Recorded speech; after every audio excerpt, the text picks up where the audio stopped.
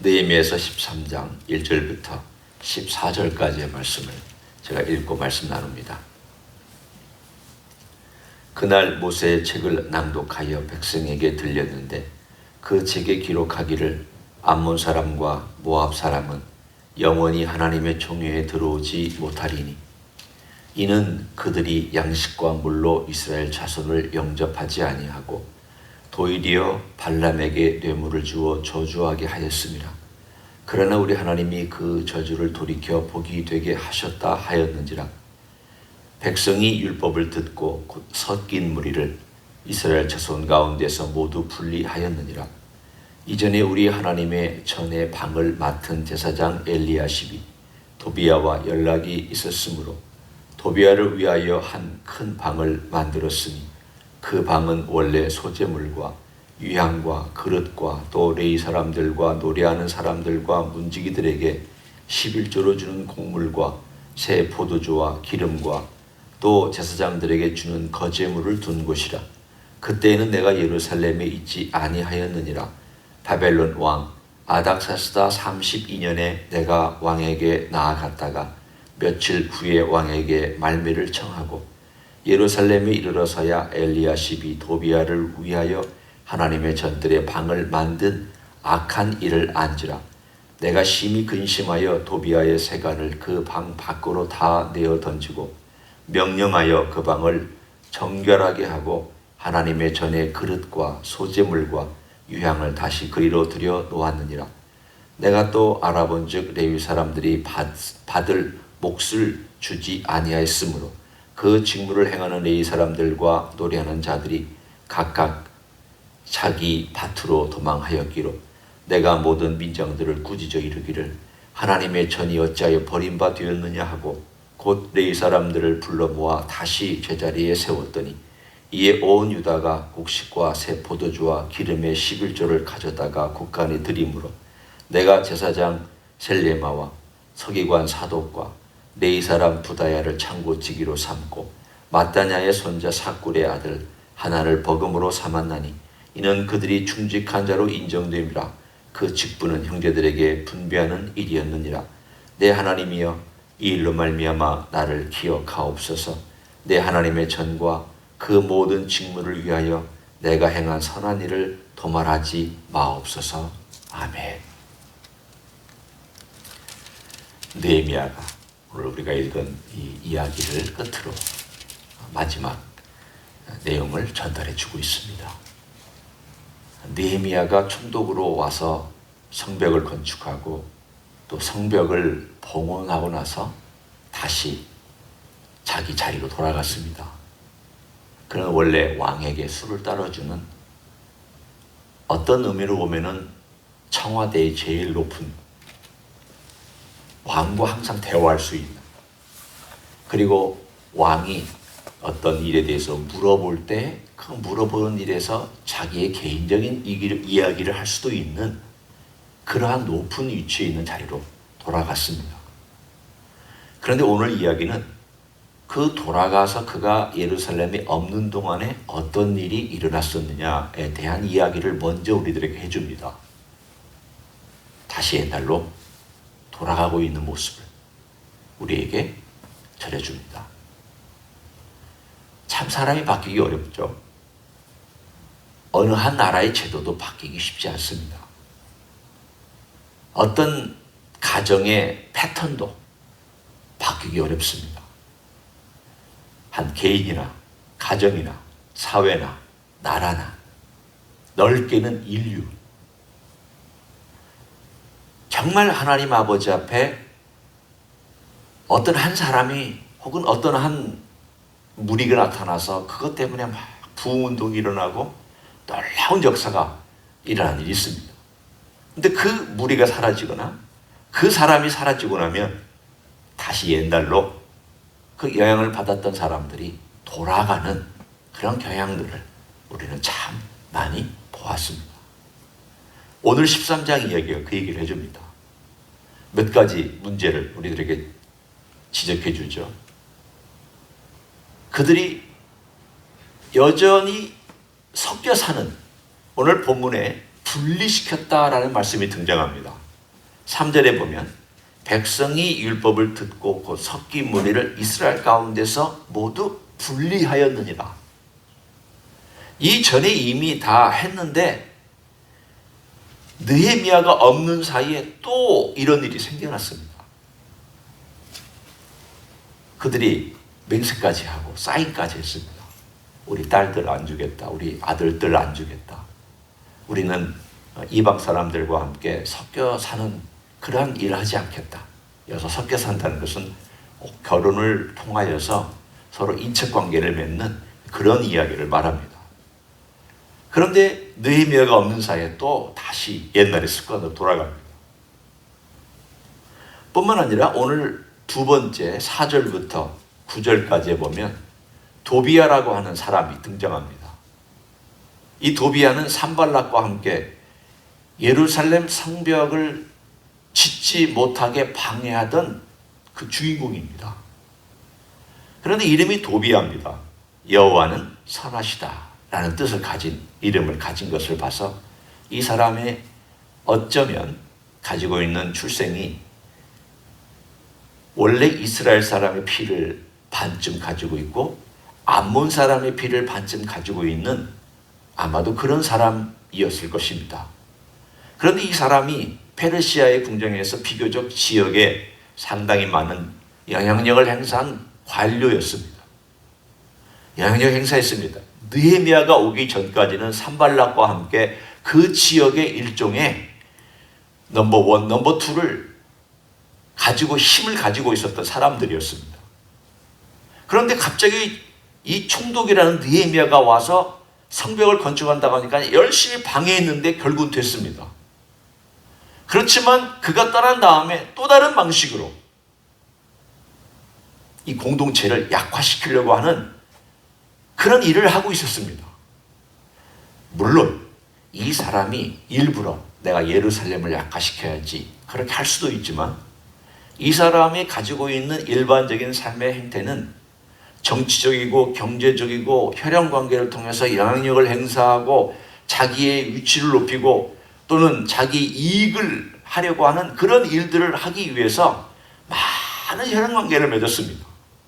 그 중에 오늘 본문에 나오는 이 엘리야십이라고 하는 대제사장의 이야기가 등장합니다. 엘리야십이 이 대제사장이 도비야, 암몬 사람 도비야와 그 다음에 사마리아 사람 산발락과 혼인관계 내지는 인척관계를 맺어서 이 대제사장은 영향력을 행사해서 줬고 또 도비야와 산발락과 혈연관계나 인척관계를 맺었기 때문에 그 지역을 나름대로 평화롭게 정치하는 도움을 얻을 수 있어서 좋았습니다. 요즘 시대도 그렇지 않습니까? 혈연관계를 통해서 두 집안이 하나가 돼서 재정적인 어떤 끈끈한 관계를 맺는 것과 똑같은 그런 일을 했습니다. 오늘 바로 그 일을 봤습니다. 와서 봤더니 성전 안에 방을 하나를 만들었습니다. 그 방은 11조와 하나님의 귀한 들어오는 헌금, 헌물들 또 그릇들을 보관하는 거룩한 장소인데 이 거룩한 장소에 그릇들이 다 허드름과 사라지고 거기에다가 이 도비야를 위한 세간사리를 들여놨습니다. 말도 안 되는 이야기를 지금 이 대제사장이 한 것입니다. 오늘 이 일을 보고 느헤미야가 돌아와서 화가 나서 거룩한 화, 거룩한 근심을 하면서 오늘 본문에 9절에 보면 명령하여 그 방을 정결하게 하게 했다라는 말이 나옵니다. 정결하게. 여러분, 오늘 우리가 반복되는 낱말들을 볼 수 있습니다. 3절에 보면 백성이 율법을 듣고 그 섞인 무리를 이스라엘 가운데서 모두 분리하였느니라. 이 분리라는 단어와 9절에 가면 명령하여 그 방을 정결하게 하고 정결하게 한다는 말이 연결되는 단어입니다. 또 하나 문제가 생겼습니다. 10절에 우리가 읽었던 내용을 보니까 사람들이 그가 없는 동안에 11조를 바치질 않았습니다. 또 11조가 들어온 것이 제대로 관리가 안 됐습니다. 계속 옛날로 돌아갑니다. 아까운 것입니다. 힘드니까 11조 안 바치고 자기가 하나님께 드리는 거 안 바치니까 레위 사람들이 하나님에 의해서 섬길 수가 없습니다. 그래서 자기 밭으로 다 도망갔습니다. 왜? 나도 먹고 살아야 되니까. 내 가족들이 있으니까. 나도 일해서 먹고 살아야지. 그러면서 다 일에 돌아가니까 결국 하나님의 성전이 예배도 안 되고 찬양, 매일 드려야 될 찬양도 제대로 안 되고 모든 것들이 엉망이 된 것을 보고 오늘 본문에 느헤미야가 와서 그 모든 것에 대하여 다시 꾸짖고 자리를 잡아놓습니다. 하나님의 전을 이렇게 어떻게 할 수가 있느냐? 오늘 그 모든 내용들이 14절에 이렇게 그가 요약합니다. 내 하나님이여, 이 일로 말미암아 나를 기억하옵소서. 내 하나님의 전과 그 모든 직무를 위하여 내가 행한 선한 일을 도말하지 마옵소서. 오늘 느헤미야는 이 뒤에도 계속해서 그런 이야기들로 가득 차 있습니다. 15절부터 22절까지도 그런 이야기고 23절부터 또 27절까지도 그 이야기고 또 끝부분도 그 이야기입니다. 제가 여러분에게 이 단어가 얼마나 자주 반복되는가를 보여드리기 위해서 22절을 제가 읽겠습니다. 내가 또 레위 사람들에게 몸을 정결하게 하고 와서 성문을 지켜서 안식일을 거룩하게 하라 하였느니라. 안식일도 지켜지지 않는 그런 상황에서 안식일을 지키게 하기 위하여 정결하게 하고 거룩하게 하라. 오늘 13장의 주제는 바로 무엇입니까? 단어 하나만 꼽으라고 한다면 거룩이란 단어입니다. 분리한다는 단어입니다. 정결하게 한다는 단어입니다. 왜 이것이 우리에게 그렇게 지대하게 필요한가? 이 문제는 거룩의 전체를 다 무시하고 안 지키는 삶을 살기 때문에 그렇게 안 사는 것이 문제가 아닙니다. 그 사람 보니까 삶이 다 거룩하지가 않아요. 그걸 문제 삼는 게 아닙니다. 겉으로 볼 때는 거룩합니다. 겉으로 볼 때는 문제가 없습니다. 그런데 그 거룩이라고 하는 이렇게 담을 성벽을 잘 세워놨는데 구멍 하나가 뚫려 있습니다. 그 구멍 하나가 뚫려 있는데 이 구멍은 여우가 드나드는 구멍입니다. 여우가 들락날락거리면서 이 포도원에 돌담을 잘 세워놨는데 안에 들어가서 포도원을 망치고 돌아다닙니다. 여우가 들락날락거리니까 자주 들락날락거리는 그 굴로 무리가 들락날락거리기 시작하고 무리가 들락날락거리니까 구멍이 커져서 나중에는 늑대가 들락날락거리고 늑대가 들락날락거리니까 더 큰 짐승이 들락날락거리면서 이 담이 허물어져 버립니다. 그 허물어져 버리면 나중에는 온갖 짐승들이 다 들락날락거리고 모든 것이 다 엉망진창이 됩니다.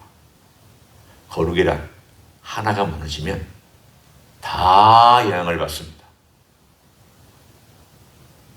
담이 다 무너지는 게 문제가 아닙니다.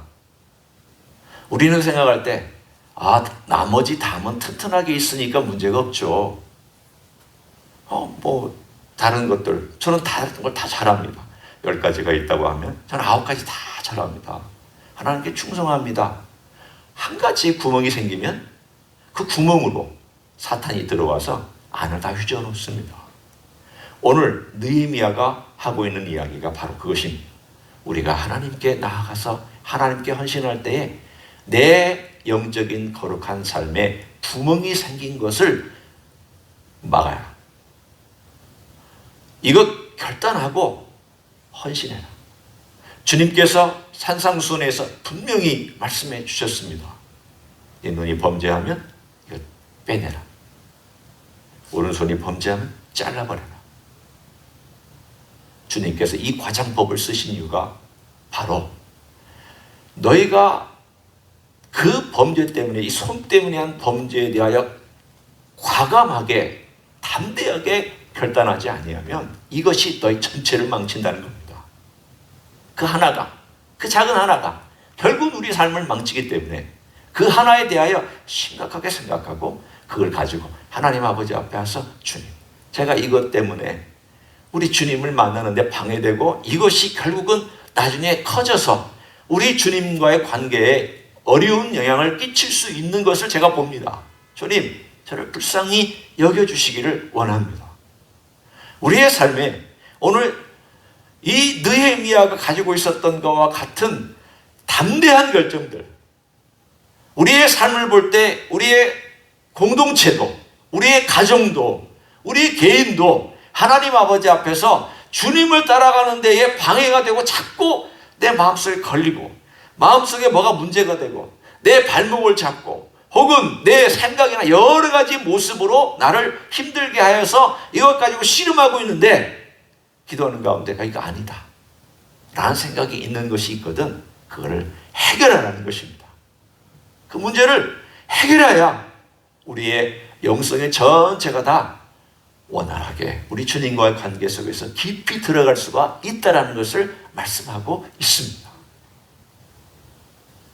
우리의 기도 생활, 우리의 말씀을 읽는 생활, 그리고 사람들과 함께 섬기고 봉사하는 생활, 또 내가 일하고 가정생활하고 하는 모든 생활의 영역에서 과연 나는 우리 주님께서 말씀하신 그 것들을 정말 가슴에 소중히 담고 우리 주님께서 기뻐하시는 삶을 살아가고 있는가? 우리 주님께서 말씀하신 그것을 살아가는 사람이 주님을 사랑하는 사람인 줄로 믿습니다. 오늘 하루도 주님을 사랑하는 그런 삶을 말씀의 실천 속에서 두고 살아가는 여러분 되시기를 예수님의 이름으로 간절히 축원합니다. 기도하겠습니다. 하나님 아버지 감사합니다.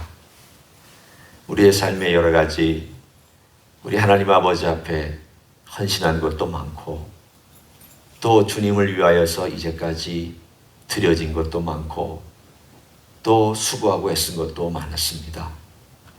그렇지만 주님, 어느 한 부분에 있어서 우리가 구멍이나 있다면 그것 때문에 우리의 전부가 위험할 수도 있고 영향을 받을 수도 있는 것을 다시 한번 깨닫습니다. 하나님의 성전에 도비아라고 하는 사람의 방이 하나 있는 것이 어떤 영향을, 어떤 악한 일을 행하고 있는지를 우리가 살펴본 것처럼 내 마음의 성전 속에 도비아가 앉아서 내 삶을 지배하려고 하는 그러한 것들 과감히 없애버릴 수 있고 주님의 십자가 앞에서 주님의 보혈로 씻김받고 깨끗하게 되고 정결하게 되고 거룩하게 되기를 원합니다. 그렇게 살아갈 수 있도록 축복하여 주시옵소서. 이제는 우리 구주 예수 그리스도의 은혜와 하나님 아버지의 극진하신 사랑과 성령 하나님 교통하심의 역사가 오늘도 우리 주 예수 그리스도 성령님 거룩하게 만들어주시는 그 길을 따라서 걸어가기를 소원하여 주님께 헌신하는 이 자리에 참여한 모든 종들 위해와 주임지 히스교회 위해와 이민교회들과 한국교회들과 선교사님들 위해 이제로부터 영원히 함께 하실지어다. 아멘.